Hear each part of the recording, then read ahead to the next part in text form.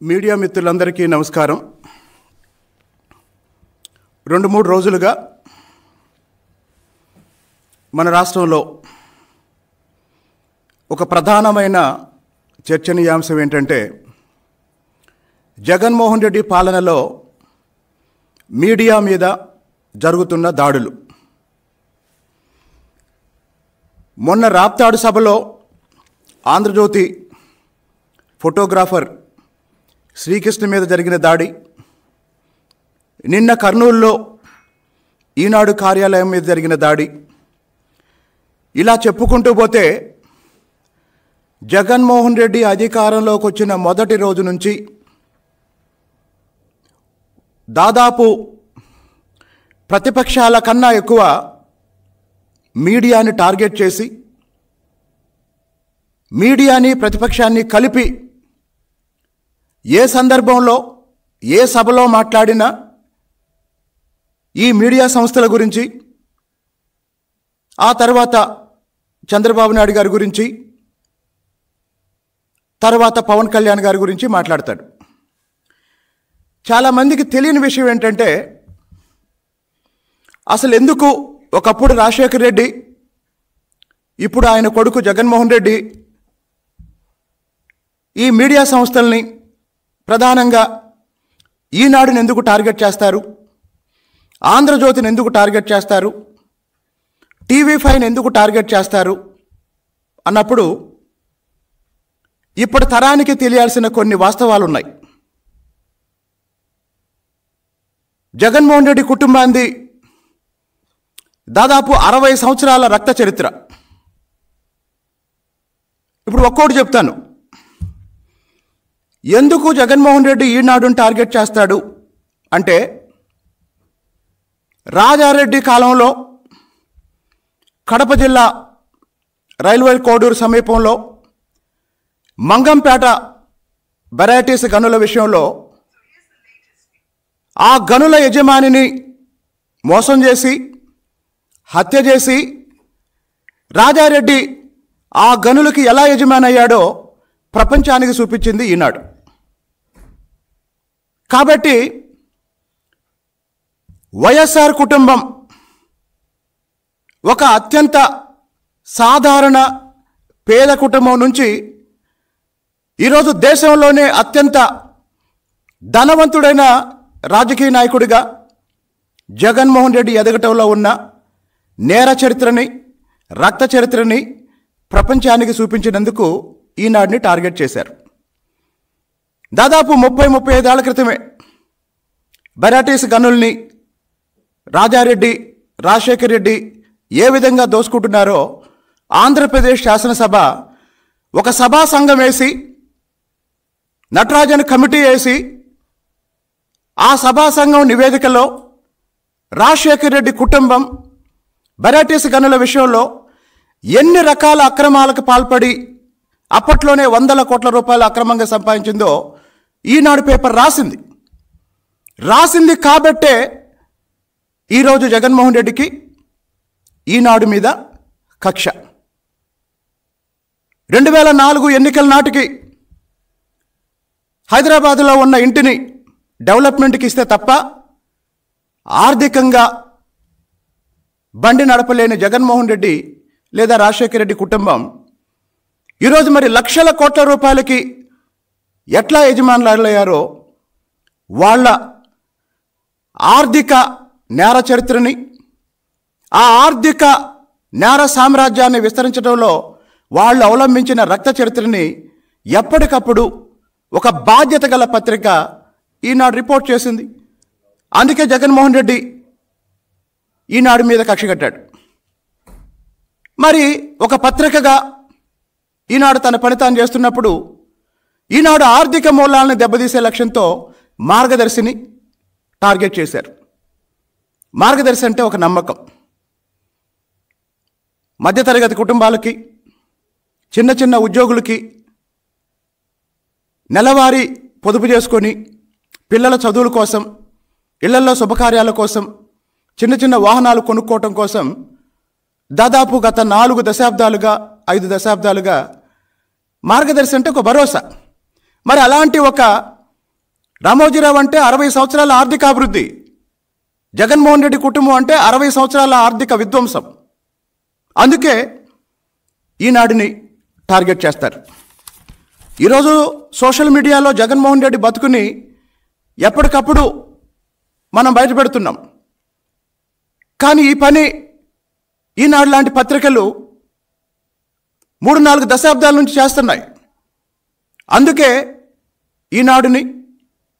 ఈనాడు యజమాని రామోజీరావు కుటుంబాన్ని జగన్మోహన్ రెడ్డి టార్గెట్ చేశాడు. మరి ఆంధ్రజ్యోతిని ఎందుకు టార్గెట్ చేశాడు? అసలు 2004 రాజశేఖర రెడ్డి ముఖ్యమంత్రి కాకముందు ఆయనకున్న ఇమేజ్ ఏంటి?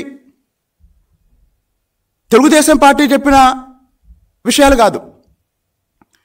కాంగ్రెస్ పార్టీ సీనియర్ నాయకుడు, మాజీ ముఖ్యమంత్రి మర్రి చెన్నారెడ్డి గారు అసెంబ్లీలో చెప్పాడు, తనను ముఖ్యమంత్రి పదవి నుంచి దించడానికి వైఎస్ రాజశేఖర రెడ్డి హైదరాబాద్ పాత బస్తీల్లో మత కలహాలు సృష్టించి 2000 మంది మరణానికి కారణమయ్యాడని. అంటే ఒక ఫ్యాక్షనిస్టు ఇమేజ్ ఉన్న రాజశేఖర రెడ్డి ఇమేజ్ని మార్చింది ఆయన పాదయాత్ర. మరి రాజశేఖర రెడ్డి పాదయాత్ర చేస్తుంటే రాజశేఖర రెడ్డి పాదయాత్రని ఒక డైలీ సీరియల్గా ప్రచురించింది ఆంధ్రజ్యోతి. అంటే ఒక ఫ్యాక్షనిస్టు ఇమేజ్ ఉన్న రాజశేఖర రెడ్డిని ఒక ప్రజానాయకుడిగా మార్చటంలో ఒక బాధ్యతాయుతమైన మీడియాగా, పత్రికగా ఆంధ్రజ్యోతి ఆ రోజు రాస్తే, ఆంధ్రజ్యోతిలో వచ్చిన వార్తలు చదివి నీ తండ్రి మీద అభిమానం పెంచుకొని ఎంతోమంది ఓట్లేసి ఆయన్ని ముఖ్యమంత్రిని చేశారు. అంటే ఒక ఫ్యాక్షనిస్ట్ ఇమేజ్ ఉన్న రాజశేఖర రెడ్డిని ప్రజామోదం ఉన్న నాయకుడిగా మార్చటంలో ఆ రోజు ఆంధ్రజ్యోతి మీకు సహకరించింది. అంటే నిష్పక్షపాతంగా ఆ రోజు రాసింది, అది మీకు ఉపయోగపడింది. మరి మంచి చేస్తే మంచి రాసింది, తప్పు చేస్తే తప్పులు ఎత్తి చూపించింది, ప్రశ్నించింది.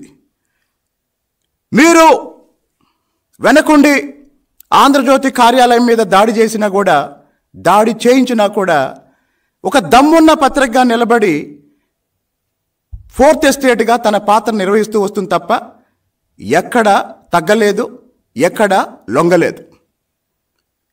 ఈరోజు మీ కుటుంబంలో ఒక ఆడపిల్లకి కష్టం వస్తే ఏబిఎన్ రాధాకృష్ణ దగ్గరికి వెళ్తుంది. ఆంధ్రజ్యోతి రాధాకృష్ణకి తన కష్టాలు చెప్పుకుంటుంది. ఇంతకన్నా ఒక అన్నగా నీకు ఇంకేం కావాలి? ఇంతకన్నా ఇంత నీచమైన పరిస్థితి ఏ అన్నకైనా వస్తుందా? అంటే ఏ మీడియానైతే, ఏ పత్రికలనైతే జగన్మోహన్ రెడ్డి టార్గెట్ చేస్తున్నాడో, చాలామంది తెలుసుకోవాల్సిన విషయం ఏంటంటే, ఈ పత్రికలు వాస్తవాల్ని రాస్తున్నాయి, వాస్తవాల్ని ప్రపంచానికి తెలియజేస్తున్నాయి. అదే సమయంలో ఎక్కడా కూడా జగన్మోహన్ రెడ్డి ఒత్తిడికి భయపడలేదు, జగన్మోహన్ రెడ్డి ప్రలోభాలకి తగ్గలేదు, రిపోర్ట్ చేసుకుంటూ వస్తున్నాయి. మరి దాదాపు 4.5 సంవత్సరాలుగా చూస్తున్నాం, వివేకానంద రెడ్డి గారి హంతకుల్ని కాపాడటానికి ప్రయత్నం చేస్తుంది జగన్మోహన్ రెడ్డి. ఆ హత్య విషయాన్ని, ఆ కేసుని సిబిఐ వేగంగా పరిశీలించి దోషులకి శిక్ష పడేటట్టు టీవీ ద్వారా, పత్రిక ద్వారా పనిచేస్తుంది ఏబిఎన్ రాధాకృష్ణ. అంటే మంచి వైపు నిలబడింది ఎవరు, హంతకుల వైపు నిలబడింది ఎవరు, ఇప్పుడు జగన్మోహన్ రెడ్డి చెప్పాలి. కాబట్టి ఈనాడైనా, ఆంధ్రజ్యోతి అయినా మీరు మంచి చేశారు అన్నప్పుడు అదే రాశారు, మీరు దుర్మార్గం చేస్తున్నారు అన్నప్పుడు అదే రాశారు. వాస్తవాల్ని తట్టుకోలేక అధికారంలోకి వచ్చిన దగ్గర నుండి వీళ్ళని టార్గెట్ చేశారు. ఇంకొక 3వ సంస్థ TV5, జగన్మోహన్ రెడ్డి ఏ ఆర్డర్లోనైతే చెప్తాడో రామోజీరావు, రాధాకృష్ణ, బిఆర్ నాయుడు అంటాడు. అదే ఆర్డర్లో నేను కూడా చెప్తున్నాను. అసలు జగన్మోహన్ రెడ్డి పార్టీ పెట్టినప్పుడు ఒక మీడియా సంస్థగా TV5 ఇచ్చినంత కవరేజ్ మీకు ఎవరు ఇవ్వలేదు. ఆఖరికి రాజకీయ సభల్లో ఎలా నిలబడాలో, ఎలా మాట్లాడాలో, ఏం మాట్లాడాలో జగన్మోహన్ రెడ్డిని గైడ్ చేసింది కూడా ఆ రోజు TV5లో పనిచేస్తున్న దుర్గా అనే రిపోర్టర్. కాబట్టి మీరు పార్టీ పెట్టినప్పుడు మీరు చేసిన పనులు చూపించారు. ఒక రాజకీయ పార్టీగా మీరు చేసిన ప్రతి కార్యక్రమాన్ని కవర్ చేశారు. మరి ఇప్పుడు ఎందుకు TV5ని మీరు టార్గెట్ చేశారు? ఎందుకు టార్గెట్ చేశారంటే మీ తుగ్లక్ విధానం, 3 రాజధానుల విషయంలో అమరావతి ఉద్యమం ప్రారంభమైనప్పుడు అమరావతి ఉద్యమాన్ని ప్రపంచానికి చూపించి, మీ విధానంలో ఉన్న తప్పులు ప్రపంచానికి చూపించి, ఆ రోజు నుంచి ఈ రోజు వరకు అమరావతి ఉద్యమానికి అండగా నిలబడి రాజధానిని కాపాడటంలో, రాష్ట్రాన్ని కాపాడటంలో ఉదయం ఒక డిబేట్ పెట్టి, 7 గంటలకి డిబేట్ పెట్టి, 9 గంటలకి డిబేట్ పెట్టి, రోజుకు 3 సార్లు మీ తుగ్లక్ విధానాల్ని ఉతికి ఆరేస్తుందని మీకు TV5 అంటే భయం. కాబట్టి ఈ 3 మీడియా సంస్థలు మొదటి రోజు నుంచి రాజశేఖర రెడ్డి ముఖ్యమంత్రిగా ఉన్నప్పుడు కూడా ఈ సంస్థల్లో, ఇప్పుడు నేను చెప్పిన ఈ సంస్థలు రాజశేఖర రెడ్డి ఏదైనా మంచి పని చేసినప్పుడు మంచిగా రాసిన సందర్భాలు ఉన్నాయి. తప్పు చేసినప్పుడు ఇది జలయజ్ఞం కాదు ధనయజ్ఞం అని రాసిన సందర్భాలు ఉన్నాయి. మరి ఇప్పుడు ఎందుకు జగన్మోహన్ రెడ్డి ఈ విధంగా దాడులు చేస్తున్నాడు? ఇది ఈరోజు మొదలు కాలేదు. అధికారంలోకి వచ్చిన వెంటనే ఆంధ్రప్రదేశ్లో ABN ఛానల్ని, TV5 ఛానల్ని ఆపేశాడు. జగన్మోహన్ రెడ్డి ఇప్పుడు ఒక నినాదం ఇస్తున్నాడు, సిద్ధం సిద్ధం సిద్ధం అని. నీకు నిజంగా దమ్ముంటే పత్రికల మీద, మీడియా సంస్థల మీద ఎలాంటి నియంత్రణ లేకుండా స్వేచ్ఛగా వాళ్ళని పనిచేయనివ్వండి, స్వేచ్ఛగా వాళ్ళని పనిచేయనివ్వండి, వాళ్ళ అభిప్రాయాలు చెప్పనివ్వండి. మీకు ఒక పత్రిక ఉంది. ఈరోజు జగన్మోహన్ రెడ్డి తెలుసుకోవాల్సిన విషయం ఏంటంటే, అద్దాల మేడల్లో కూర్చొని ఎదుటి వాళ్ళ మీద రాళ్ళేస్తున్నావు, అద్దాల మేడలో కూర్చున్నావు. నీకు ఒక పత్రిక ఉంది. ఈరోజు ఆంధ్రజ్యోతి ఫోటోగ్రాఫర్ మీద దాడి చేయించావు, ఈనాడు కార్యాలయం మీద దాడి చేయించావు. మరి మరో 2 నెలల తర్వాత నీ అరాచకానికి ప్రజాక్షేత్రంలో మేము సమాధానం చెప్పిన తర్వాత ప్రజాక్షేత్రంలో నిన్ను ఓడిస్తాం, ప్రజాస్వామ్యాన్ని బతికిస్తాం. మరి ఆ రోజు రాబోయే ప్రభుత్వం నిజంగా నీలాగా ప్రతీకార చర్యలకి పూనుకుంటే నీ సంస్థ, నీ పత్రిక, నీ ఛానల్ పనిచేయగలదా? దయచేసి ఆలోచించు. చంద్రబాబు నాయుడు గారు అలాంటి వాటిని ప్రోత్సహించరు. కానీ నీ అరాచక విధానాన్ని చూసిన వాళ్ళు ఆవేదనతోనో ఆవేశంతోనో స్పందిస్తే నీ పత్రికలో పనిచేసే సిబ్బంది కానీ, నీ ఛానల్లో పనిచేసే సిబ్బంది కానీ సాధారణంగా విధులు నిర్వహించగలరా? కాబట్టి ఎందుకు మీడియా మీద జగన్మోహన్ రెడ్డి దాడి చేస్తున్నాడు అంటే, తన కుటుంబ అవినీతిని, అరాచకాన్ని, తన ప్రభుత్వం యొక్క అవినీతిని, అరాచకాన్ని ఎప్పటికప్పుడు ప్రపంచానికి చూపిస్తుంది ఈ మీడియా సంస్థలే. సాక్షాత్తు జగన్మోహన్ రెడ్డి ప్రతి సభలో చెప్తున్నాడు, డిబేట్లు పెడతారు, సూట్ వేసుకొని వస్తారు, నలుగురిని కూర్చోబెడతారు, మన మీద డిబేట్స్ పెడతారు అని.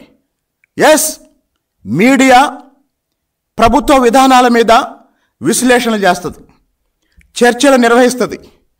మీ ప్రభుత్వం మంచి పని చేస్తుంది అన్నప్పుడు మీరే మీడియా ముందుకు చెప్పండి. చంద్రబాబు నాయుడు గారు ఇప్పటికీ అనేక సార్లు సవాల్ చేశారు, మీ విధానాల మీద, ఈ 5 సంవత్సరాలుగా మీరు చేసిన అభివృద్ధి మీద చర్చకు రండి అని. మీరు సిద్ధమని ప్రకటించిన తర్వాత చంద్రబాబు నాయుడు గారు చాలా స్పష్టంగా, సూటిగా చెప్పారు, మీ పాలనే, మీ ప్రభుత్వం ఏం చేసింది, మా ప్రభుత్వం ఏం చేసింది, చర్చిద్దాం రండి అన్నారు. ఒక ప్రతిపక్ష నాయకుడు అధికారంలో ఉన్న ముఖ్యమంత్రిని బహిరంగంగా అభివృద్ధి మీద చర్చకు పిలుస్తున్నాడు. నువ్వు సిద్ధం అంటున్న దేనికి? దొంగ ఓట్లు వేసుకోవటానికా? నువ్వు సిద్ధం అంటుంది దేనికి? డబ్బులు పంచి ఎన్నికల్లో గెలవటానికా? నువ్వు సిద్ధం అంటుంది దేనికి? వాలంటీర్లు ఉపయోగించుకొని ప్రజల్ని మభ్యపెట్టానికా? 5 సంవత్సరాలు ప్రజలు ఇచ్చిన అవకాశాన్ని నిజంగా సద్వినియోగం చేసుకొని అభివృద్ధి చేశాను అనే నమ్మకం నీకుంటే చంద్రబాబు నాయుడు గారి సవాళ్ళకి స్పందించు. అభివృద్ధి చేశాను అనే నమ్మకం నీకుంటే బహిరంగ చర్చకి సిద్ధమని ప్రకటించు. కాబట్టి ఈనాడు కార్యాలయం మీద రాళ్ళేయించినంత మాత్రాన, ఆంధ్రజ్యోతి ఫోటోగ్రాఫర్ మీద దాడి చేయించినంత మాత్రాన, టీవీ5 చైర్మన్ మీద లేదా సాంబశివరావు గారి మీద, మూర్తి గారి మీద, అలాగనే రాధాకృష్ణ గారి మీద, వెంకటకృష్ణ గారి మీద కేసులు పెట్టినంత మాత్రాన భయపడతారని, నీ అరాచకాన్ని ప్రజలకు తెలియజేయటంలో, ప్రపంచానికి చూపించటంలో ఆగిపోతారని అనుకుంటే పొరపాటు పడుతున్నావు జగన్మోహన్ రెడ్డి. నీ 5 సంవత్సరాల పరిపాలనలో ఒక్కరోజు కూడా మీడియా సమావేశం నిర్వహించలేదు. ఒక్కరోజు కూడా మీడియా సమావేశం నిర్వహించలేదు. ప్రతి మీడియా సమావేశంలో చంద్రబాబు నాయుడు గారు, లోకేష్ గారు వాళ్ళు చెప్పాల్సిన విషయం చెప్పిన తర్వాత మీడియా మిత్రులను అడుగుతున్నారు, ఏమన్నా ప్రశ్నలు ఉంటే చెప్పండి అని. ప్రతి సందర్భంలోనే అడుగుతున్నారు. మీడియా అడిగిన ప్రతి ప్రశ్నకి ఆధారాలతో, గణాంకాలతో సమాధానాలు చెప్తున్నారు. మరి 5 సంవత్సరాలు ముఖ్యమంత్రిగా పూర్తి చేయబోతున్నావు. ఒక కోరిక, ఒకే ఒక్క కోరిక జగన్మోహన్ రెడ్డి, ప్లీజ్ ఒక్క ప్రెస్ కాన్ఫరెన్స్, లైవ్లో ఒక్క ప్రెస్ కాన్ఫరెన్స్ మాట్లాడు. ఒక్కటి. ఎందుకు అంటే మళ్ళీ 2 నెలల తర్వాత ఇక నీకు జీవితంలో అవకాశం రాదు, ముఖ్యమంత్రిగా మాట్లాడే అవకాశం రాదు. కాబట్టి మొత్తం సమాజం తెలుసుకోవాల్సిన విషయం ఏంటంటే జగన్మోహన్ రెడ్డి కుటుంబం మొదటి నుంచి ఈ మీడియా సంస్థల మీద దౌర్జన్యాలు చేస్తూనే ఉన్నాయి, కుట్రలు చేస్తూనే ఉన్నాయి, దాడులు చేస్తూనే ఉన్నాయి. ఎందుకు అంటే వాళ్ళ అవినీతిని, వాళ్ళ అరాచకాన్ని, వాళ్ళ దుర్మార్గాన్ని ప్రపంచానికి చూపిస్తుంది ఈ మీడియా సంస్థలే. తండ్రి అధికారాన్ని అడ్డం పెట్టుకొని దేశంలోనే అత్యంత ధనవంతుడైన రాజకీయ నాయకుడిగా జగన్మోహన్ రెడ్డి ఎలా ఎదిగాడో ఈ మీడియానే కదా ప్రపంచానికి చూపించింది. జగన్మోహన్ రెడ్డి ఆర్థిక ఉగ్రవాదని, సామాజిక ఉన్మాదని ఈ మీడియాగానే కదా ప్రపంచానికి చూపించింది. 12 లక్షల కోట్ల అప్పు తెచ్చి ఆంధ్రప్రదేశ్ని ఆర్థిక అగాధంలోకి నెట్టాడు జగన్మోహన్ రెడ్డి అని ఈ మీడియా కదా ప్రపంచానికి చూపించింది. రాజకీయ అవసరాల కోసం తల్లినైనా చెల్లినైనా బజార్కి ఇచ్చి రాజకీయ ప్రయోజనం పొందుతాడని ఈ మీడియానే కదా ప్రపంచానికి చూపించింది. అధికారంలోకి వచ్చిన తర్వాత చెల్లిని కూడా బయటకు గెంటేశాడని ఈ మీడియానే కదా ప్రపంచానికి చూపించింది. ఎస్సీ, ఎస్టీ, బీసీ, మైనార్టీల విషయంలో జగన్మోహన్ రెడ్డి చేసేది పచ్చి మోసం అని గణాంకాలతో సహా ప్రపంచానికి తెలియజేసింది ఈ మీడియానే కదా. కాబట్టి జగన్మోహన్ రెడ్డి ఆర్థిక విధానాల వల్ల నష్టపోతున్న ఎస్సీల తరపున, ఎస్టీల తరపున, బీసీల తరపున, మైనార్టీల తరపున ప్రతిరోజు ఈ మీడియా మాట్లాడుతుంది. మాట్లాడే వాళ్ళకి అవకాశం ఇస్తుంది, నిజాల్ని తెలియజేస్తుంది, నిజాల్ని నిగ్గదీస్తుంది. అందుకే జగన్మోహన్ రెడ్డికి భయం. జగన్మోహన్ రెడ్డికి భయం లేకపోతే ప్రెస్ మీట్ పెట్టమనండి. ఈనాడు విలేకరిని, ఆంధ్రజ్యోతి విలేకరిని, టీవీ5 విలేకరిని పిలవమనండి, ప్రశ్నలు అడగమనండి, దమ్ముంటే సమాధానం చెప్పమనండి. కాబట్టి వెనకటికి ఎవడో ఒక మాట అన్నాడంట, ఎవరెవరికైతే భయం వేస్తుందో వాళ్ళంతా వచ్చి నా చుట్టూ పనుకోండి అన్నాడంట. అంటే అందరికన్నా ఎక్కువ భయపడుతుంది వాడే. ఈరోజు అందరికన్నా ఎక్కువ భయపడుతుంది జగన్మోహన్ రెడ్డి. అందరికన్నా ఎక్కువ భయపడుతుంది జగన్మోహన్ రెడ్డి. పొత్తుల విషయంలో మాట్లాడేటప్పుడు సింహం అంటావు, సింగిల్ అంటావు. ఈరోజు చంద్రబాబు నాయుడు గారు బహిరంగ చర్చకి సవాల్ చేశారు. మరి నీవు నిజంగా పులివైతే, పులిహోర కాకపోతే చర్చకు రా. మరి 5 సంవత్సరాల్లో ఏం చేశావో గణాంకాలు చూపించు. మా నాయకుడు ప్రతి ప్రాజెక్టు దగ్గరికి వెళ్ళాడు. ఆ ప్రాజెక్టులో తెలుగుదేశం పార్టీ అధికారంలో ఉన్నప్పుడు ఎంత పని జరిగింది, ఎన్ని నిధులు కేటాయించారు, ఎంత పూర్తయింది, నువ్వు వచ్చి నాకేం చేశావు అని చూపించారు. అందుకే కదా ప్రాజెక్టులో టూర్లో ఉన్నప్పుడే కదా మా నాయకుడిని అక్రమ కేసుల్లో, తప్పుడు కేసుల్లో అరెస్ట్ చేయించావు. కాబట్టి మీడియా ఫోర్త్ ఎస్టేట్గా తన బాధ్యతను నిర్వహిస్తూ జగన్మోహన్ రెడ్డిని ప్రశ్నిస్తున్నందుకు, అవినీతిని, అరాచకాన్ని చూపిస్తున్నందుకు జగన్మోహన్ రెడ్డి కక్ష కట్టాడు. రాబోయే రోజుల్లో ఇంకా చాలా దాడులు జరగవచ్చు. అయితే జగన్మోహన్ రెడ్డి అర్థం చేసుకోవాల్సింది ఏంటంటే, నీ దాడులకి ఏ మీడియా సిబ్బంది భయపడరు, ఏ ప్రతిపక్ష నాయకుడు భయపడరు. ఇంకో 60 రోజుల కోసం అందరూ ఎదురు చూస్తున్నారు.